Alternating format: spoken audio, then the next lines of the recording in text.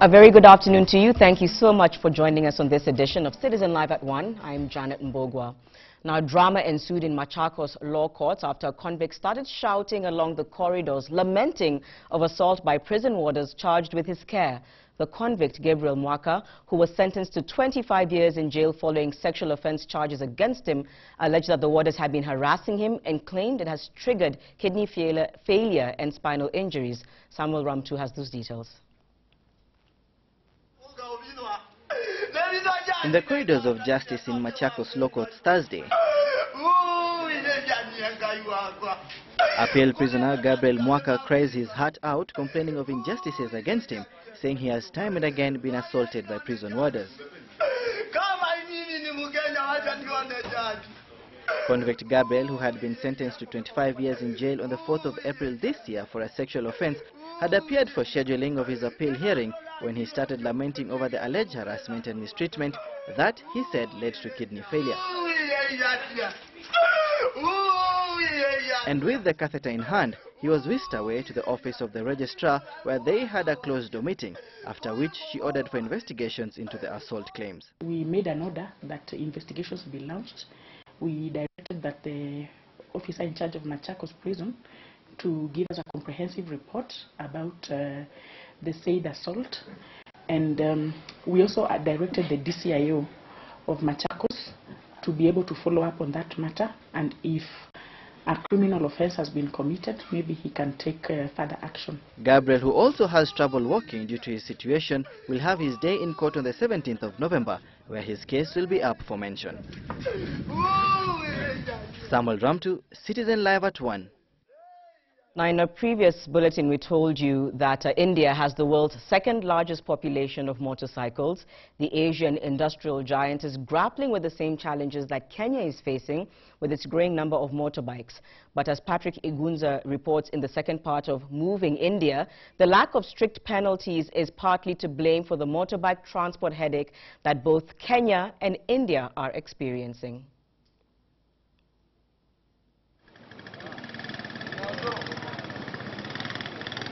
Motorbikes have rapidly gained prominence in Kenya's transport system over the last 5 years. 56% of all new vehicles that were registered in 2013 were motorbikes, according to the Kenya National Bureau of Statistics, a growth that is attributable to the rise of the motorbike as a mode of commuter transport, popularly referred to as boda boda. Titus Ndasare is among those who are eking out a living as boda boda operators in Nairobi's Central Business District. Kazi ya boda boda imenitoa mbali yenyewe. Inanilishia watoto, niko na watoto watatu na bibi. Inanilipia nyumba ya 1 bedroom 7,000 kila mwezi, nakula ndani na pia inanifanyia mambo makubwa sana. But this mode of transport is gaining notoriety for its high accident casualty levels, raising concern about the existing level of regulation on this form of transport. We will soon issue new regulations to improve the bodaboda sector, ambao inatusubua sana. Ajali zote zinazotokea ni bodaboda and the pedestrians. Thousands of kilometers away in India, the story is not any different. Owning a motorbike is almost second nature to most Indians. With an equivalent of about 60,000 Kenya shillings, one can buy a motorbike with an engine capacity of between 100 and 150 cc's in India. But now things are changing. People are taking interest, in higher powered bikes, more than 500cc bike or 1000cc bikes. Even they are gaining market. That's just giving you an idea that Indian consumer, Indian bike lover is now educated in a proper manner, and he is ready for these kind of products. But still, concerns are rife over the safety of motorbike transport in India. With no visible designated lanes for motorcycle riders, cars share the roads with motorbikes in a somewhat chaotic manner. Hero Motor Corporation now estimates that at least half of the estimated 150,000 road accidents reported in India every year involve motorcycles. The main reason is not following the law properly. A law is not taken seriously. wearing a helmet. It's a very small thing, but that's not mandatory in many states in India. And as is the case in Kenya, the enforcement of the law is lax, with fines as low as 100 Indian rupees, equivalent to 150 Kenyan shillings, being slapped on those that fail to put on protective gear such as helmets. Government have to mention a rule for it. For the sports bike and like the bikes, it comes in super bike, the rider have to wear a gear at least. This is for our safety. The Indian government is now said to be working on a new road transport and safety law that seeks to restore sanity on Indian roads by imposing stiff penalties on offenders. Although the government of Kenya is intent on reining in the border transport sector, it would appear from India's experience that enforcement of the law is where the rubber must meet the road. Now, the body of the late Ezekiel Chege, a 26-year-old police officer and a graduate of computer science, was laid to rest in his hometown in Nyahururu, Laikipia County. The late Chege was among 19 police officers butchered by bandits in KAPEDO on the Turkana-Baringo border. Those who knew him described the late Chege as a hard-working and dedicated police officer. Meanwhile, police reports indicate 25 suspects have been arrested in connection with the KAPEDO massacre. The last send-off for yet another victim of the KAPEDO police massacre in Karuga village, Nyahururu, Laikipia County. Just minutes after 2:30 p.m. and reality dawned on this family, who are yet to come to terms with the death of 26-year-old Ezekiel Chege. He was felled by bandits' bullets in the volatile Turkana-Baringo border, together with 18 other officers and 3 civilians. A graduate of Bachelor of Science in Computer Science from Masinde Muliro University of Science and Technology, but he did not live long to enjoy the fruits of his hard work. While on duty in Turkana County, Ezekiel and his colleagues met their untimely death on Friday 31st. Niliposikia kifo cha mwenzangu Ezekiel Chege nilishtuka sana, because si kijana nilikuwa nimemjua. Mwenzangu tu ule alimchukua ndiye aliniambia sub-county commander wa Laikipia West. Speaker after speaker sharing the story of a man who was described as hard-working, selfless and dedicated police officer. From his colleagues,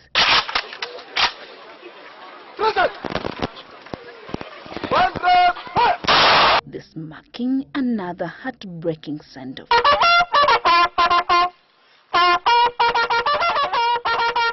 Ezekiel Chege was laid to rest as the killers of the officers walk free, even as the Kenya Defence Forces and other security agents intensify a massive operation in KAPEDO. Judy Kuzgi, Citizen at 1.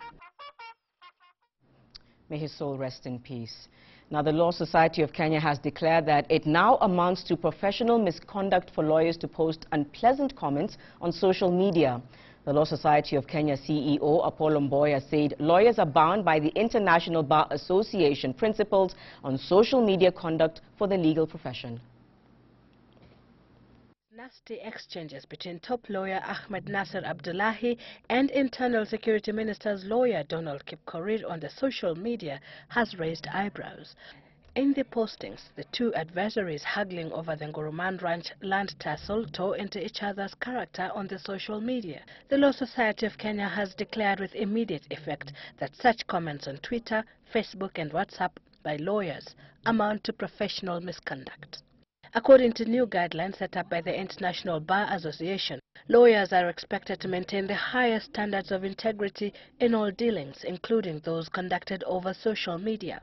The guidelines, according to LSK CEO Apollo Mboya, require lawyers to observe and exercise independence, integrity, responsibility, confidentiality, and maintain public confidence when posting on social media. The Council of LSK is now considering commencing professional misconduct proceedings on some lawyers following their postings on various social media.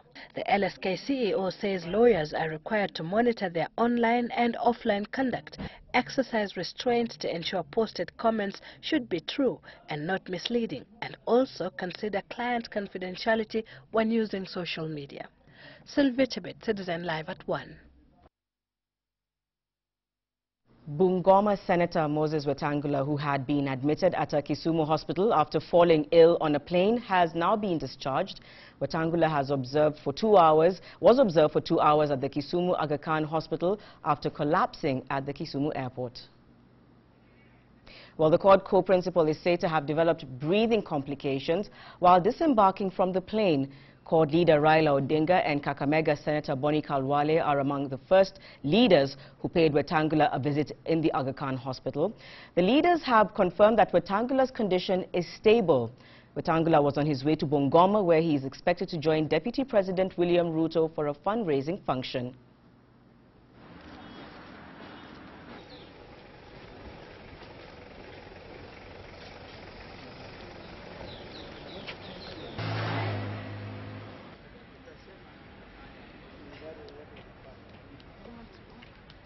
That our brother Moses is up and kicking. He's been given a clean bill of health by the doctors who have done extensive tests and examination on him. There's no cause for alarm at all. They're saying that it was probably fatigue, because as you know that the Senate has been traveling extensively. He only came back yesterday into the country. He's going to explain to you exactly what happened so that there is no speculation on this matter. I am thoroughly impressed with the level of treatment I have received in this hospital. And have advised me that they can't find anything untoward on my health. They probably think it is fatigue, having been traveling this much, and that is where. Police at Chaka Market, Nyeri County, have arrested a pastor accused of defiling a 9-year-old girl. The pastor was apprehended yesterday afternoon after the mother of the victim reported the matter. Our reporter Tobias Bele brings us those details. Thursday afternoon in Chaka Market, Nyeri County, Pastor Simon Bundi Mudai of Bushindi Ministries tries to hide from the camera and the angry stare of the public. The police are here just in time to arrest him as he was found parking, reportedly planning to flee from this place. The pastor allegedly defiled a 9-year-old girl early last month. The mother of the girl was shocked when she returned home, only for her daughter to narrate how the man of God lured her into his house just next door, defiled her, and tried to buy her silence by giving her 10 shillings. According to Kiganjo OCPD Charles Kaloki, their investigations into the matter are complete, following medical reports confirming the assault. The pastor is said to have his date with the court today. Mtoto alichukuliwa na akapelekwa hospitali. Hata saa hii tunaongea bado hako hospitali kule PGH Nyeri. Ripoti imetokea ya kuonyesha kwamba huyo mtoto amedhulumiwa kimapenzi na ameumizwa. Sehemu zake za siri ataweza kupelekwa kotini kesho asubuhi. Saa 2 atakuwa amefikishwa kotini. Uchunguzi ni kama umekwisha tayari. Sababu ripoti ya daktari imeonyesha positively kwamba the child has been defiled.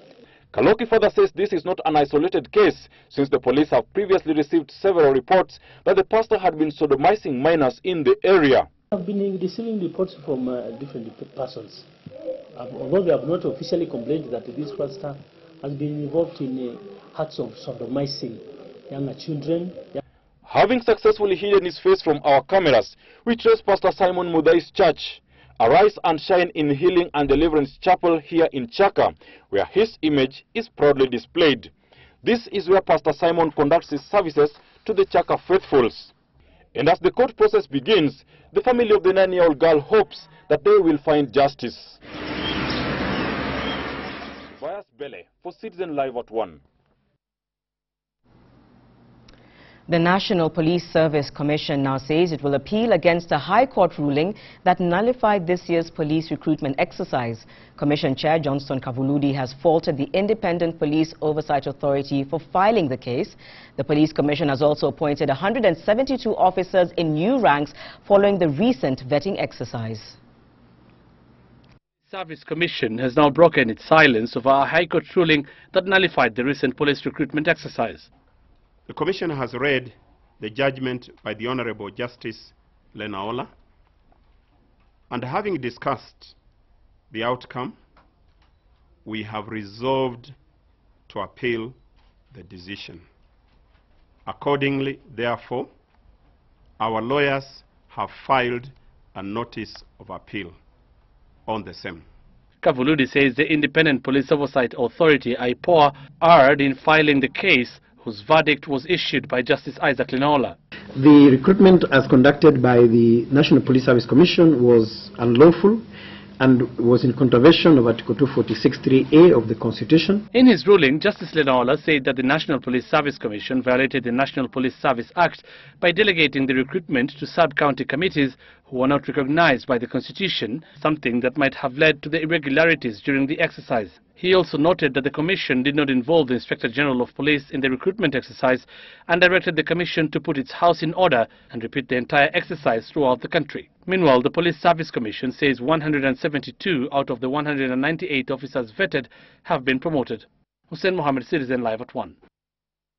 ODM Executive Director Magere Langate nominated Senator Elizabeth Ongoro have been summoned to appear before the party's disciplinary committee on Tuesday this week to be interrogated on the events that led to Magere's ejection from the party headquarters on Thursday last week. Some MCAs who are also being accused of roughing up the party's executive director have also been accused to appear before the committee, which was formed by ODM's National Executive Council.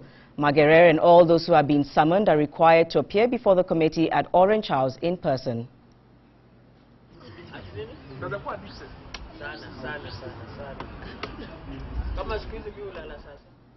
Disagreements between the Dock Workers Union and the Central Organization of Trade Unions have intensified, with COTU Acting Assistant Secretary General Ernest Nadome accusing Dock Workers Secretary General Simon Sang of conspiring to move the union members to a new umbrella body, Trade Union Congress of Kenya. However, Sang has admitted to plans to shift the union's allegiance away from COTU. It has been a winding tussle, with Dock Workers Union General Secretary Simon Sang allegedly spearheading a plot to shift the union's membership from COTU to new umbrella body Trade Union Congress of Kenya, previously PUSETU. COTU's Acting Assistant Secretary General and Secretary General for the Kenya Electrical, Traders and Allied Workers Union, Ernest Nadome, has accused Sang of using his union for political reasons. Dock Workers Union has made its decision that it is now belonging to a second labor center, Trade Union Congress of Kenya. And COTU was buried the same day the promulgation of the Constitution of Trade Union Congress, was launched. So this, him being in Dock Workers, is just trying to use Dock Workers Union as a launching pad for him to join politics, which is not being actualized. So as COTU, we cannot have such kind of leaders whose interest is not to articulate the issues of workers. The two who spoke at different forums are fighting over the 6,000 membership of the Dock Workers Union, with Sang terming COTU as not representing the interests of the union members, as he accused COTU Secretary General Francis Atwoli of enticing a section of dock workers to side with him. COTU representatives say they will support a move to kick out Sang from the dock workers' leadership. Ndugu Francis Atwoli, who we are referring to as a dying horse, is holding meetings in hotels and is claiming that he has members in Dock Workers Union. Kwa nini hasije Dock Workers Union yenyewe au aje kiwandani ajionee vile ambavyo hana umaarufu, hana watu? Sang anataka kutoa members wa Dock Workers kwa nguvu, kuwatoa COTU kuwapeleka PUSETU. Sijui inaitwa PUSETU, sijui inaitwa nini.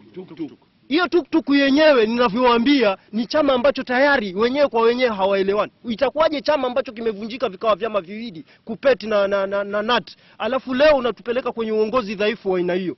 The war of words comes as the Trade Union Congress of Kenya, formerly the Federation of Public Service Unions of Kenya, COTU, strategizes to recruit more workers' unions to its wings. Sam Gituku, Citizen at 1. Now, as we mentioned earlier, 25 suspects have so far been arrested over the massacre of security officers in KAPEDO. Michael Njenga now joins us live on phone for those latest developments on the ground. Michael, oh, there we have it. We've lost Michael Njenga. We'll try and get a hold of him after the break. You're watching Citizen Live at 1. Stay with us. We're back with more news stories after this short break.